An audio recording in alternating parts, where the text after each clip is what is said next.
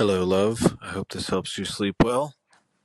So, tonight I am going to be talking about, let's see, what do I want to do? I'm going to do the evolution of battleship armor from HMS Dreadnought through World War II. So, one of the key points when it comes to battleship armor schemes, and the armor scheme refers to the thickness, design, and distribution of the armor on a ship, in my case, or in the case of this podcast recording thing.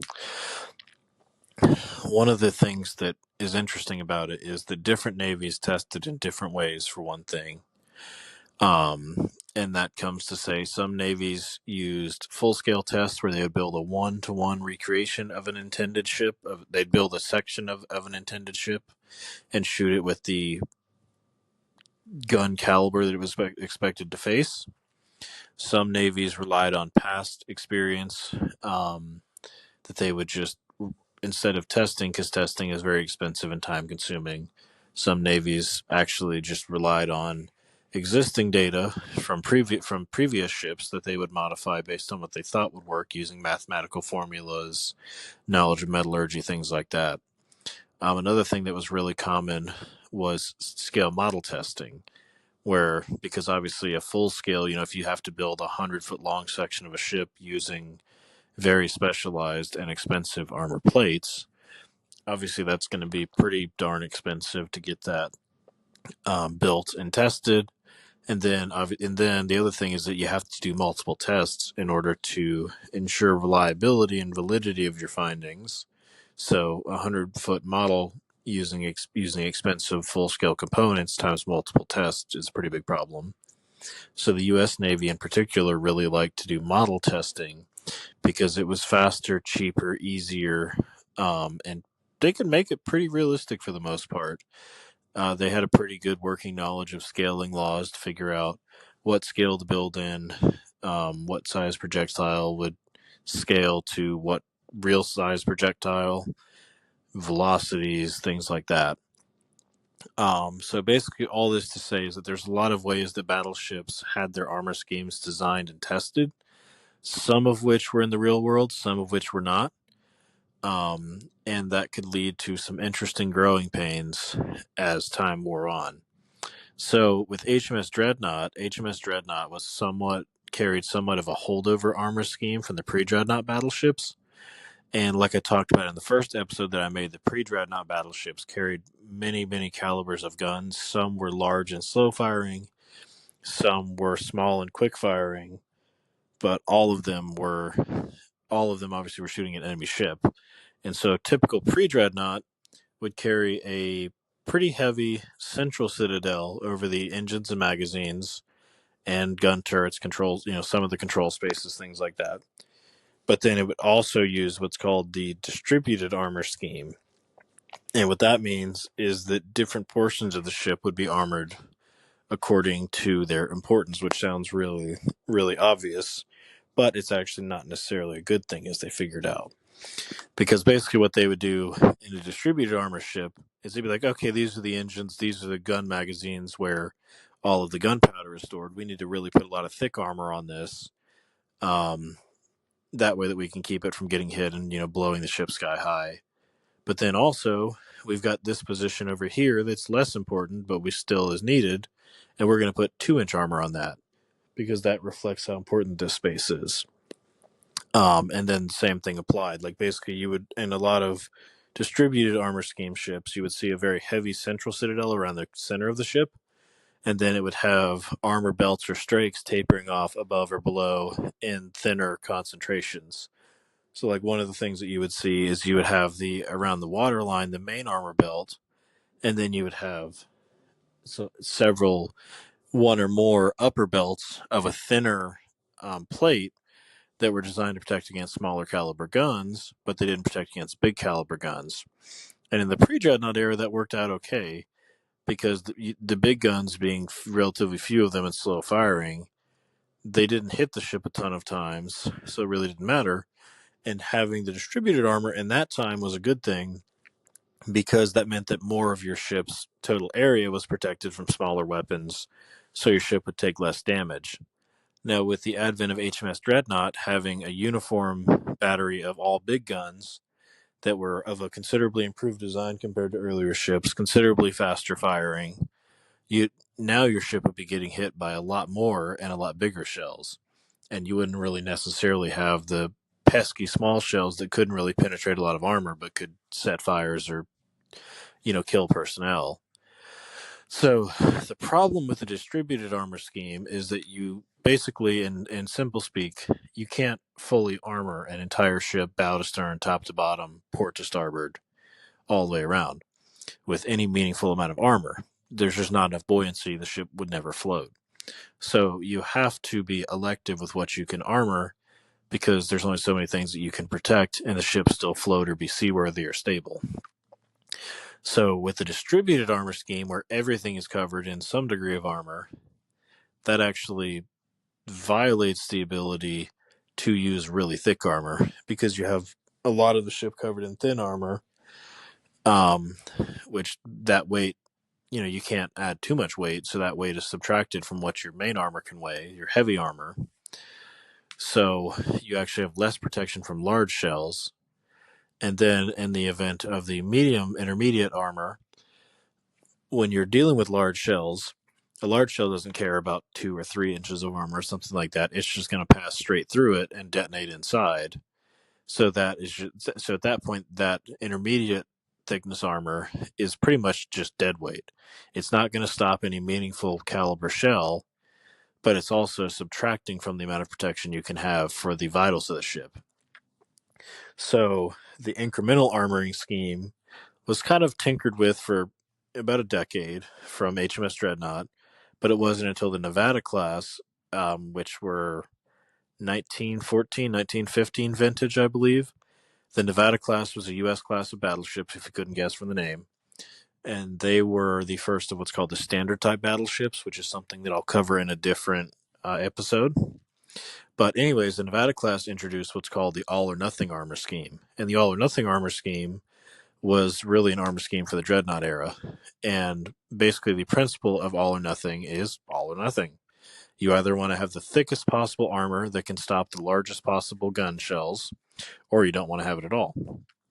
Because, as I said with the distributed armor scheme, having a bunch of armor of intermediate thickness, since you can't use that weight, subtracts from the weight that can, and thus thickness that can be devoted to the main belt and main deck. So therefore, distributed armor means a thinner belt, less protection for the vitals. But also, like I said, because it can't stop heavy caliber shells, the ship's going to take damage if it gets hit on one of the intermediate spots anyways. So with the all or nothing armor scheme that the U.S. came up with in the Nevada class, they had only the thickest possible armor where they needed it for the vitals of the ship, and the rest of the ship was pretty much unarmored except for maybe splinter protection otherwise. The other reason that this was a good thing is that when it came to later generation armor-piercing shells, early shells were very simple. They just exploded on contact. Now, when it came to later generation armor-piercing shells, they had a time delay fuse, and what that was designed to do was allow the projectile to hit a piece of armor, give it a delay long enough to let the projectile push its way through the armor, and then let it burst inside the projected portion of the ship where it would do much more damage. And one of the things that matters is that there has to be a sufficiently violent impact to start the fuse. And a 2 or 3 inch piece of armor or some intermediate thickness will not stop the shell, but that will provide enough resistance, enough deceleration to get the fuse started so that the shell will go off some point inside the ship. If you have a completely unarmored portion of ship that gets hit by an armor-piercing shell, as long as it doesn't hit something structural, there's a good chance it'll go in one side and out the other without the fuse ever activating, which you've still got 2 holes in your ship, but it's better to have 2 holes than one hole going in and then the shell exploding in the middle of your ship and causing a bunch of holes in everything else, and progressive flooding is what that would cause. So, yeah, that was a lot of the thinking behind all or nothing. And one concept that the U.S. Navy did better than most other navies when it came to all or nothing was there's a couple things that they did. For one thing, the U.S. Navy used the armored raft principle, and basically what that means is that the central citadel, the all or nothing armored box, which is the armor belt on the sides, the main deck on the top, and then there's a forward and aft transverse bulkhead sealing off the armored portion of the ship that contain the engines, magazines, communications, basically all of the things necessary for the ship to float and fight. Extensions of that were the barbettes, which are the big cylinders that the gun turrets rest in. They protect the gun. They protect the inner workings of the gun turrets. The gun turrets themselves, and in most U.S. designs, they also had a conning tower, which was right behind the bridge, and that was a very heavily armored small tower. There was 2 or 3 stories, depending on which class of ship, where you would have central fire control, and the ship's commanding officers went during battle to be protected. And that also had an armored communications tube that had all of the communication and control wiring that ran down to the other armored portion of the ship, down inside the armored raft. That way, that basically from within the armor, the ship had everything that it needed to float and fight, and everything else on the ship, the bow, the stern, the superstructure, the upper decks, while it was important to the function of the ship as a sailing ship, to be able to move around and for people to live on, was not actually necessarily necessary for the ship to actually fight. But within that armored raft, not only were contained the functions necessary to the function of the ship, but also the U.S. Navy, at least, they designed the armored raft to have enough volume and enough reserve of buoyancy that even if the unarmored bow, stern, upper decks, whatever, were completely shot away, shot through, blown off, whatever, the ship would still have enough buoyancy. So not only would you still have the guns still worked, still able to get ammunition from the magazines, and the engines still working, and the control office and the command officers still able to control the ship, you also had enough reserve of buoyancy in there to where the ship could still float, even with the unarmored portions completely destroyed. So that was a pretty large upgrade over the earlier incremental armoring system where, like I said, if you got hit by an AP shell on one of your intermediate belts, the belt would provide enough resistance to start the fuse, which would then go off in the ship. And because there wasn't necessarily the same degree of separation, it was possible for a shell passing through an intermediate portion of the armor to damage something critical, where on the all or nothing, everything critical was contained within the armored box, and everything outside the box, while like I said, it was important to the ship being somewhere people could live and work and all that. If a shell goes off in your galley, your guys may not be able to have, breakfast the next morning, but the ship is not going to sink. Where in an incremental armoring ship, if let's say the shell goes through an intermediate armor portion to a secondary caliber gun, blows up in the mount, and then that explosion travels down the mount into the magazine, and now the ship blows up. And that happened on some occasions. That was obviously not good. Now, another important armor, another important shift in the thinking of how armor should be distributed was after the Battle of Jutland in World War One. And the Battle of Jutland, which happened in 1916, was a clash between the Royal Navy and at the time the Imperial German Navy. They were the 2 biggest navies in Europe. They had at the time modern battleships. And what was really revolutionary about Jutland was it was really the first time that the advances in gun technology, gun control, fire control, all came together to allow a truly long distance gunfire duel. Before Jutland, most ship to ship combat had been fought at ranges of less than a few thousand yards, where shells travel on a pretty much horizontal trajectory, pretty flat. Now, at Jutland battle ranges were 8 miles or more, and because of the advances in technology, ships were actually hitting these hits on both sides. Sorry, I'm listening to somebody do a burnout outside. So Jutland was the first time that was really a thing. And one of the things is On earlier designs, even of all or nothing ships, they had a very thick belt on the side designed to resist, being hit in the side of the ship. And the belt was topped with an armored deck that protected everything from the top down. But on earlier ships, the armored deck was more intended to stop light bombs, small shells, and splinters. Like if you hit the superstructure and a shell exploded, it would blast splinters around, and it was designed to prevent those splinters from being driven down into the ship. But at the relatively short ranges that were common when those ships were first designed, like I said, the shells were traveling very flat trajectories, so they would smash into the side of the ship. Now, at Jutland and other long range naval battles, you started seeing something a little different, where at longer ranges, the gun has to be elevated higher, so the projectile comes in at a significantly steeper trajectory. Where at a long range gun battle, you're significantly less likely to hit the side belt of the ship because the side belt's only about 20 feet tall, and you're significantly more likely to hit somewhere on the armored deck because most battleships are around 100 feet wide. So when you're talking about what you're going to hit, a 20-foot tall vertical thing or a 100-foot wide horizontal target, you're significantly more likely to hit the armored deck. And even in the early battles that armored decks did get hit before Jutland, the shells were still such low trajectories that an inch or two, maybe three of armored deck was enough to make the shell skip off and explode harmlessly somewhere else. By the time Jutland came up, at these longer ranges, the shells could be falling at 25 to 35 degrees, so the shell wasn't just going to skip off at a 10-degree impact angle. At that point at Jutland, they started going straight through the armored decks like a knife through butter, because the armored decks were designed to keep fragments out, not 1,500-pound projectiles coming in at 2,000 miles an hour. So even though some of the ships at Jutland were using all or nothing armor schemes, they still suffered a lot of damage and several exploded because the deck armor wasn't designed to reflect that yet. The other thing was that in the time of Jutland in 1916, airplanes weren't really a threat, hardly at all.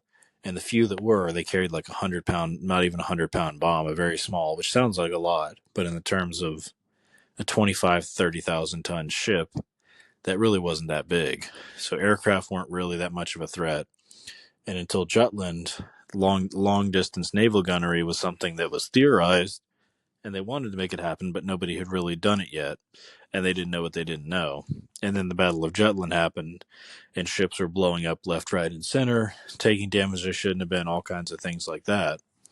And then people were like, wait a minute, now the armored deck needs to be a significantly more comprehensive and stronger component of the armor scheme. And one of the things that came up closer to the Second World War and World War One, after post Jutland designs, they tended to have one thick armor deck, and that was significantly better than the thinner armor decks used in pre-Jutland designs, but it still wasn't quite up to snuff yet. Around World War II, a lot of countries had implemented what was called the bomb deck. And what that is same thing as an armor-piercing shell. An armor-piercing bomb also usually has a delay on it to allow it to get through the armor. And the problem being, if you drop a bomb from 15,000 feet up and it's doing 2,000 miles an hour or something ridiculous like that straight down, no practical amount of armor is going to be able to stop that. You're going to need like 12 plus inches of armor, which when you consider the forward and aft length it would need to cover plus 100-foot width at 440 pounds per square foot for 12-inch thick armor, that's way too heavy to ever be practical. But you still needed to find a way to protect the ship against long-distance gunfire and aerial bombs around the time of World War II. So what the U.S. and several other countries came up with was what's called the bomb deck. And what that was the main deck of the ship in the U.S. Navy's case, covering the area of the armored citadel, so not the entire ship, was 1.5 inches thick of special treatment steel, which is a light armor steel. And that's not obviously going to stop a bomb. But what it was designed to do is if you have a high explosive general purpose bomb, which is just a bomb that goes boom, um, that's not necessarily designed to penetrate armor. It just has a giant explosive charge designed to blow stuff up. For a general purpose bomb, 1.5 inches of deck armor was more than adequate to blow those up, and usually it wouldn't even blow a hole in the armored deck because there was no delay fuse. As soon as the bomb hit something solid, it would just go off. Or in terms of a armor piercing aerial bomb, that armored deck was enough to start the fuse action, and the main deck being the weather deck, like when you get on the ship, that's the deck you step on, is what's considered the main deck.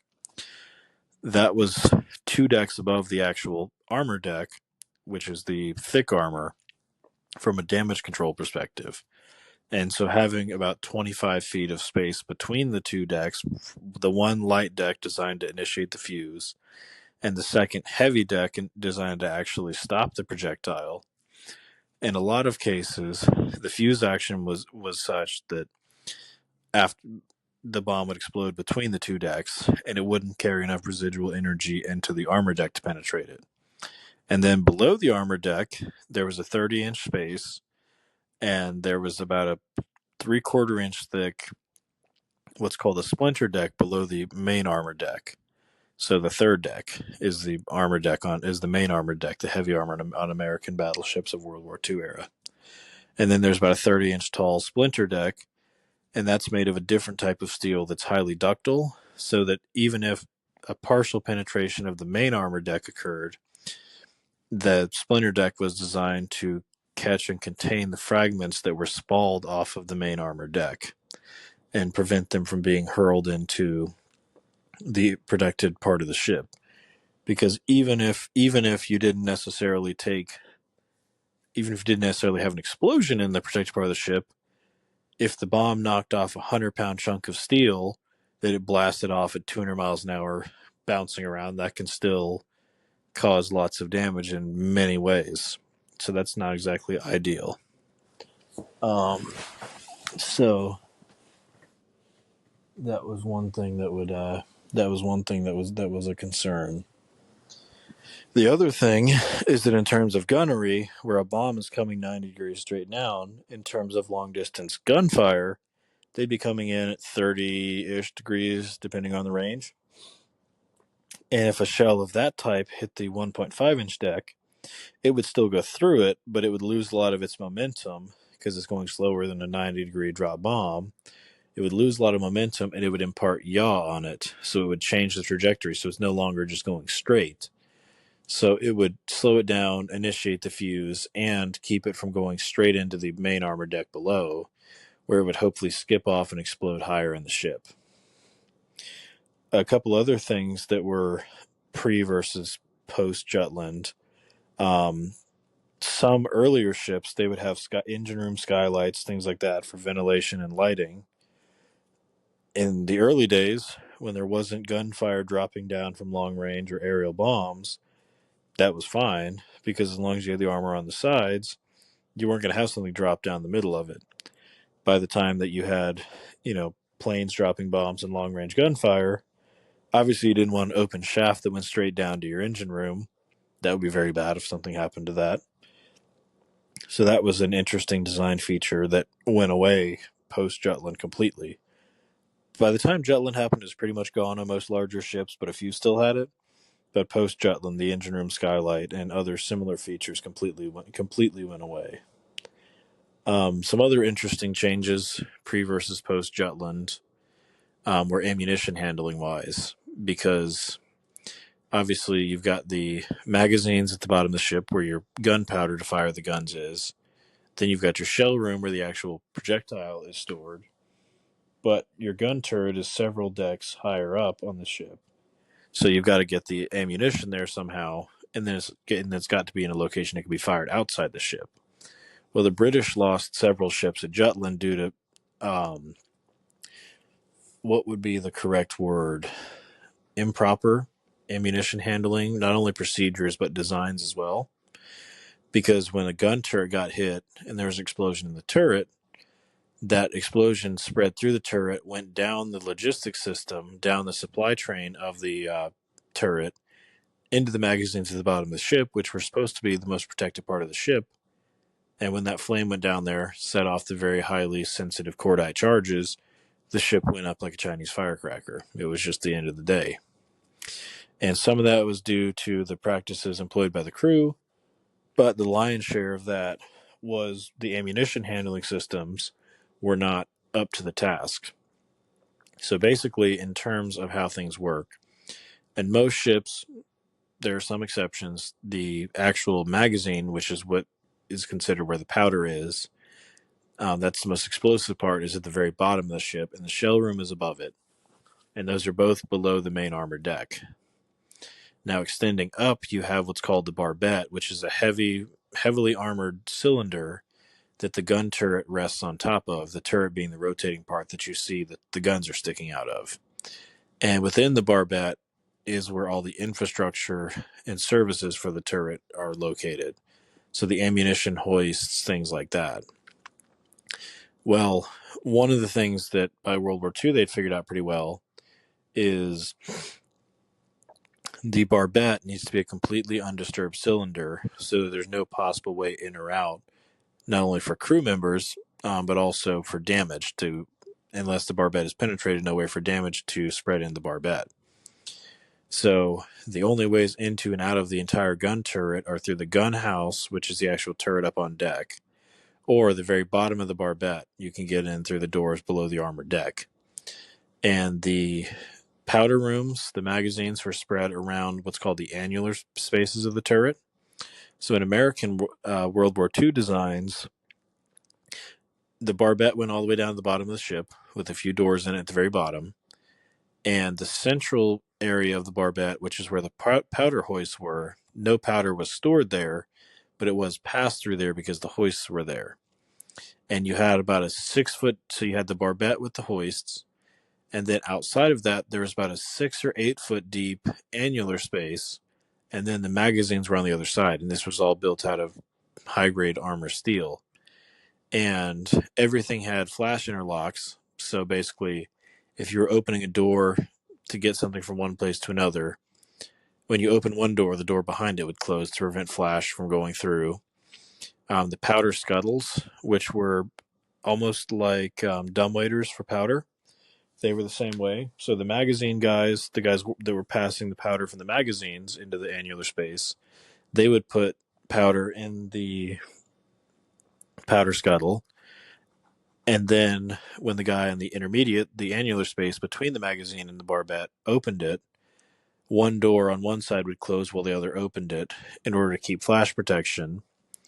And then, same thing, the guy in the middle, there was a second powder scuttle that went from the annular space into the actual barbette where the hoists were. And the second powder scuttle was the same way. And then the hoists going up to the guns, they had flash doors installed in order to keep flash from traveling down the hoists into the bottom of the turret. Obviously, being a rotating structure, the turrets could not have plumbing going up to the top, but what they did have was they had several 100-gallon reserve water tanks in the top of the gun house that were plumbed to spray down the powder hoists. So in the event that the upper part of the gun house caught on fire, somebody would activate that, the sprinkling system, and not only were there a bunch of flash doors and other airtight safety measures installed, not only was there that, but also you could sprinkle the powder that was in the powder hoists. That way that couldn't catch on fire. And it was very, very effective. In World War I, the British lost many ships from turret explosions. By the time World War II was around, I don't want to say they were safe because by modern conditions they were completely barbaric. But for instance, in 1989, the USS Iowa had an explosion of about 660 pounds of powder in one of the gun houses, the part of the turret visible on deck. And even though 660 pounds of explosives went off, the safety features of the turret contained that explosion and kept it from destroying the ship, and even kept it from killing the people working in the lower levels of the turret. They obviously got injured because there was a big explosion above their heads, but not everybody in there died, and the ship didn't blow up. In a later episode, I'll talk some more about that, but that's all for this one.